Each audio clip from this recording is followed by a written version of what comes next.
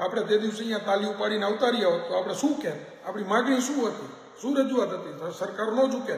પણ આ બિન રાજકીય છે એટલા માટે થઈને અમે આમનાથી થોડી દૂરી બનાવીને રાખી છે, કારણ કે જે સારું ચાલે છે એને આપણે દૂરથી જોઈએ, જેથી કરી અને સારા કામની અંદર કોઈ રાજકીય દાવપેચના કારણે કોઈ પણ વિઘ્ન ન આવે. આપણે આવું માનીએ છીએ. એટલે હંમેશા મિત્ર હાચાને હાચો ને ખોટાને ખોટો કહેવાની તાકાત રાખો. સામે કદાચ ગમે તેવડી મોટી તોપ ઊભી હોય ને તો ખોટો એને તમે કહેતા શીખો કે ભાઈ તું આમાં ખોટો છો, કે ભાઈ આ સરકાર આટલા વર્ષોથી આપણે શું આપતી હતી શું નહોતી આપતી. કારણ કે અત્યારે ખેડૂતના દીકરાઓ જે છાવણીની ઉપર ભૂખા બેઠા છે ને, તો આ સરકાર કેટલી તાનાશાહી અને કેટલી મેલી મુરાદવારી કહેવાય.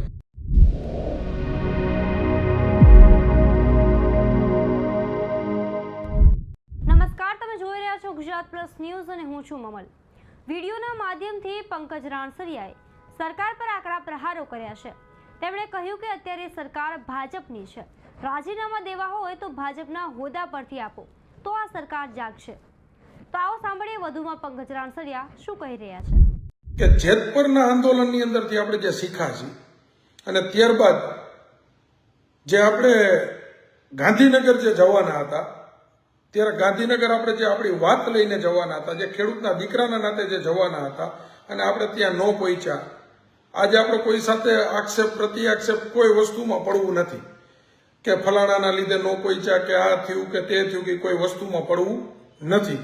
પણ જો એ દિવસે મારા તરફથી જે વાત ત્યાં હું મૂકતો હતો એમાં હું 100% સત્ય અને સાચો હતો. મારો કહેવાનો ભાવાર્થ એ હતો કે ભાઈ આટલા બધા લોકો આવ્યા છે અને જે માગણી લઈને આવ્યા છે કે ભાઈ આપણે ગાંધીનગર જવું પડે, તો આ માગણી યોગ્ય છે. મારી તે દિવસે રજૂઆત સાચી હતી. હું મેન્ટલી જે છે એની અંદર હું એમ કહું છું કે એની અંદર આપણે ક્યાંય કોઈ વસ્તુમાં ખોટું નહોતું. એ દિવસે કદાચ આંદોલનની અંદરથી ખેડૂતો પાછા આવ્યા, એનો જુસ્સો અકબંધ રહ્યો. ના, નો ડાઉટ એની અંદર ઘણા બધા મારા મિત્ર હતા, એમને પણ મને કીધું પંકજભાઈ તમે 100% સાચા હતા, પણ ખેડૂતની વાત હતી અને તમારે કદાચ 15-20 મિનિટ કે અડધો કલાક તમે થોડુંક નિરાત રાખી હોત ને તો સારું હતું. અમારા અંગત ઘણા બધા મિત્રએ કીધું, કારણ કે કોંગ્રેસની અંદર જોડાયેલા સાચા અને સારા માણસો છે એ આપણા હિતેક્ષુ અને આપણા મિત્ર છે. એટલે એમની પણ મેં ત્યારે વાત માની. મને થોડોક સમય તો વિચાર આવ્યો હતો કે ભાઈ જે પણ થયું તે કદાચ આપણે થોડોક ટાઈમ સાયલેન્ટ રહ્યા હોત અને જે કંઈ પણ થવું હોત કે વોટ એવર જે હતું તે, પણ જો અહીંયા આપણે બેસી ગયા હોત ને, બરાબર, ત્યાં આપણે જો બેસી ગયા હોત અને ખાલી તાલી ઉપાડીને આવતા રહ્યા હોત ને, તો અત્યારે જે જાગૃતતા આવી છે ને મારા આજે મિત્ર એની વાત કરવાની છે. મેઇન મુદ્દા ઉપર આવીએ. ત્યાંથી ખેડૂતો પાછા આવ્યા, ખેડૂતોનું સંગઠન મજબૂત થયું. જેતપર ગામની અંદર છાવણી નખાણી. ખેડૂતોએ નક્કી કર્યું કે ભાઈ આની અંદર આપણે રાજકીય કોઈ પણ રોટલા શેકવા આવે તો એમને આપણે હાથો બનવા દેવા, આપણે એમનો હાથો બનવું નથી. એમના ભાગરૂપે આ બધા મિત્રએ સાથે મળી અને જેતપરની અંદર જે છાવણી નાખી, જો તેથી આપણે અહીંયા ખાલી માત્ર બેસીને તાલી ઉપાડીને આવતા રહ્યા હોત ને તો 5-7 હજાર માણસ જે ભેગા હતા ને એટલા જ જાગૃત થાત અને ફરી પાછા એના ગામમાં કે એના પાદરમાં પાછા જાત ને એટલે વાત ક્યાં ગયા હતા ક્યાંય નહીં, વાત પૂરી થઈ જાય. આખું ગુજરાત નોંધ ન લે. પણ અત્યારે જે આંદોલન ચાલે છે તમે વિચાર તો કરો, કેટલા બધા યુવાન મિત્ર અને સાથ સહકારને સપોર્ટ આપે છે. જે યુવાન મિત્ર મેં ઘણા બધા એવા જોયા કે જે સવારમાં ઉઠી ચૂંટણી ટાઈમે માત્ર ને માત્ર ત્યાં જઈ અને ભાજપનું બટન દાબીને આવતા રહેતા હતા. ને આવા વ્યક્તિઓની અંદર પણ અત્યારે જાગૃતતા આવી ગઈ છે. આવા વ્યક્તિઓ પણ અત્યારે જાગૃત થવા માંડ્યા છે. કેટલા લોકો આ જેતપર આંદોલને કેટલા લોકોને જાગૃત કર્યા. આપણે તે દિવસે અહીંયા તાલી ઉપાડીને આવતા રહ્યા હોત તો આપણે શું કહેત? આપણી માગણી શું હતી? શું રજૂઆત હતી? તો સરકાર ન ઝૂકે. પણ અત્યારે સરકારને ઝૂકવા માટે થઈને મજબૂર આ ખેડૂતોના દીકરા સામે થવું પડ્યું છે. માતાઓ બહેનો જે છે એમને ખબર નહોતી પડતી કે ભાઈ કેને મત દેશું, આ સરકાર શું સારું કરે છે શું ખરાબ કરે છે. એ માતાઓ બહેનોને પણ ખબર પડી કે અમે ખેડૂતની દીકરી છે ને આ સરકાર અત્યારે ખેડૂત ઉપર તાનાશાહી કરે છે. બરાબર, એનામાં એટલી જાગૃતતા આવી. હવે જેટલા લોકો આ છાવણીની મુલાકાત લઈએ છે, જો હજારોની સંખ્યાની અંદર આસપાસના ગામની અંદરથી ઘણા બધા અમારી સાથે સંકળાયેલા લોકોના પણ ફોન આવે છે. પંકજભાઈ અમે ગાડીઓ લઈને નીકળી છીએ, જેતપર જઈએ છીએ, અહીંયાના કોઈ સ્થાનિક જે કંઈ પણ કમિટીના મેમ્બર હોય એના અમે એમને નંબર પણ આપીએ છીએ અને બાહ્ય રીતના અમારાથી કંઈ પણ મદદની જરૂરિયાત હોય તો અમે પણ આહવાન કરીએ છીએ. પણ આ બિન રાજકીય છે એટલા માટે થઈને અમે આમનાથી થોડી દૂરી બનાવીને રાખી છે. કારણ કે જે સારું ચાલે છે એને આપણે દૂરથી જોઈએ, જેથી કરી અને સારા કામની અંદર કોઈ રાજકીય દાવપેચના કારણે કોઈ પણ વિઘ્ન ન આવે. આપણે આવું માનીએ છીએ, સમજો. એના કારણે અમે અત્યારે આ વસ્તુમાં પડવા નથી માંગતા, કારણ કે બહુ સારી રીતના ચાલે છે. એટલે મિત્ર જે કંઈ પણ થયું હતું ને એના કારણે ઘણા બધા યુવાન મિત્ર જાગૃત થયા, ઘણા બધા યુવાનો, ઘણા બધી માતાઓ, બહેનો, અત્યારે તમે જો કેટલા બધા સંગઠનો અમને સાથ સહકાર સપોર્ટ જાહેર કર્યા છે. આપણે તે અહીંયા બેહીને આવતા રહ્યા તો આટલા સંગઠનો સહકાર મળે, આટલા કલાકારો ખુલીને તમારા સમર્થનમાં આવ્યા, આપને સમર્થન મળે. એટલે હંમેશા મિત્ર હાચાને હાચો ને ખોટાને ખોટો કહેવાની તાકાત રાખો. સામે કદાચ ગમે તેવડી મોટી તોપ ઊભી હોય ને તો ખોટો હોય ને તમે કહેતા શીખો કે ભાઈ તું આમાં ખોટો છો. એક કહેવત છે, જેને ઉગવાની ઉતાવળ હોય ને એ મોટે ભાગે છે ને બાવળા જ હોય. બાકી આંબો આપણે વાવ્યો હોય તો આંબાની અંદર તમે સિંચન કરો, 4-5 વર્ષ સારી કેરી આવે ને તમે સારું ફળ મળે. બાકી બાવળિયું હોય તો. એટલે આવી જ રીતના કદાચ સમાજ હોય તો પણ ભલે, રાજકારણ હોય તો પણ ભલે, જેને માત્ર ને માત્ર લોકોને ગુમરાહ કરીને ઉગવાની જેને ઉતાવળ હોય છે ને એ માત્ર ને માત્ર બાવળ હોય છે. એટલે આ ટૂંકમાં તમારે બધાને સમજી જવાનું. પણ ખાસ મિત્રો વાત એ છે ક્યારેક નાનો માણસ શું કરી શકે ને એનું એક દેખીતું ઉદાહરણ છે. જે આપણે માટી પડી હોય ને, રેતી હોય અથવા તો માટી હોય, એની અંદર ખાંડના 2-4 દાણા 5 દાણા પડ્યા હોય ને તો એ ખાંડ કદાચ ત્યાંથી કાઢવી હોય કે ત્યાંથી લેવી હોય ને તો કીડી હોય ને એ ખાંડ લઈ શકે. બરાબર, હાથીને તમે મૂકો છો ને હાથીથી ખાંડ નીકળે ખરી.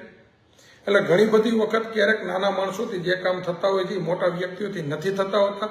અને હું તો મારી જાતને છે ને એક જે કહેવાય ને એ રીતના માનું છું કે તે દિવસે ત્યાંથી પાછા આવ્યા એટલા માટે અત્યારે અહીંયા આવડી છાવણી નખાણી એટલે લોકોના મનોબળ મજબૂત થયા, કંઈક મેળવવા માટેની ભાવના જાગી અને એના કારણે થઈને અત્યારે આટલા ખેડૂતના દીકરાઓ અને દીકરીઓ અને માતાઓ અને બહેનો જાગૃત થયા અને એને સરકારની હકીકતથી વાકેફ થયા.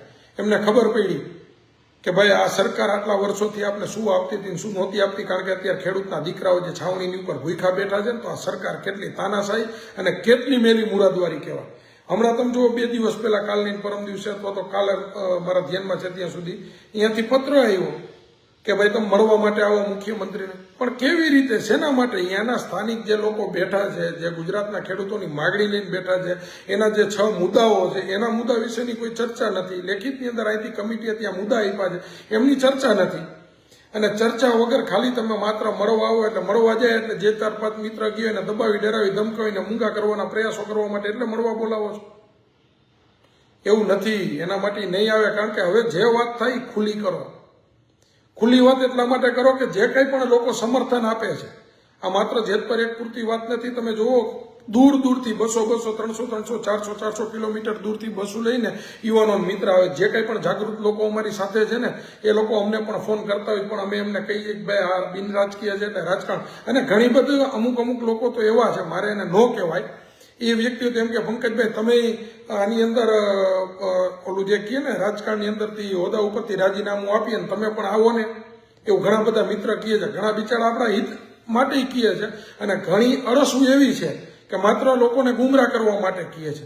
તો એને મારે એવું કહેવું છે કે ભાઈ પંકજ રાણસરિયા પાસે આજની તારીખમાં કોઈ હોદ્દો નથી મોરબી જિલ્લાની અંદર. બરાબર, એક પણ હોદ્દો અત્યારે મારી પાસે નથી. અને મારા આંદોલનની અંદર જવું હોત ને તો હું જઈ શકતો હતો, પણ એક રાજકીય ચહેરાના નાતે હું આંદોલનની અંદર નથી જતો. કારણ કે બિનરાજકીય વ્યક્તિ લોકો ચલાવે છે એટલે મારે જવું એ યોગ્ય નથી એવું મેં મારા મનથી માનેલું છે. બાકી અત્યારે મારી પાસે કોઈ હોદ્દો નથી. બરાબર, હું જિલ્લા પ્રભારી તરીકેની મારી પાસે જે જવાબદારી હતી આજથી 3 મહિના પહેલા અમારા સંગઠનની અંદર જે કંઈ પણ ફેરફારો થયા છે, નવા સંગઠન મંત્રીઓની રચના થઈ છે, ત્યારથી અમારા જે આ હોદ્દાઓ હતા એ પરિપૂર્ણ રીતના પૂરા થયા હતા. અત્યારે એક પણ હોદ્દો નથી. અને નવા જે હોદ્દાની અંદર મારી જવાબદારી પાર્ટી તરફથી મને મળવાની હતી એની અંદર મેં મુલતવી રાખ્યું છે કે ભાઈ તમે એમાં થોડો સમય ખમો. કારણ કે અત્યારે જે ખેડૂત મિત્ર માટેની જે વાત ચાલે છે તો એની અંદર તાકાતથી જ્યારે પણ જરૂર પડે ત્યારે અવાજ બનીને અમે લડવા માટે તૈયાર છીએ. એટલે મિત્ર કદાચ આની અંદર કોઈ લોકો ગુમરાહ કરતા હોય એમને પણ મારે ચોખ્ખું કહેવું છે કે અત્યારે અમારી પાસે કોઈ હોદ્દો નથી. ધારી તો કાલ જઈ શકીએ એમ છે પણ નથી જવું. શું કામ નથી જવું કે બિન રાજકીય લેવલથી જ્યાં સુધી સંપૂર્ણપણે સારી રીતના ચાલી રહ્યું છે ત્યાં સુધી અહીંયાની તમામ કમિટી મેમ્બર છે એમનો અમે ધન્યવાદ માની છીએ અને એમને ખૂબ આગળ આની અંદર મહેનત કરવા માટેની ભગવાન શક્તિ આપે એવી માતાજીને પણ અમે પ્રાર્થના કરીએ છીએ.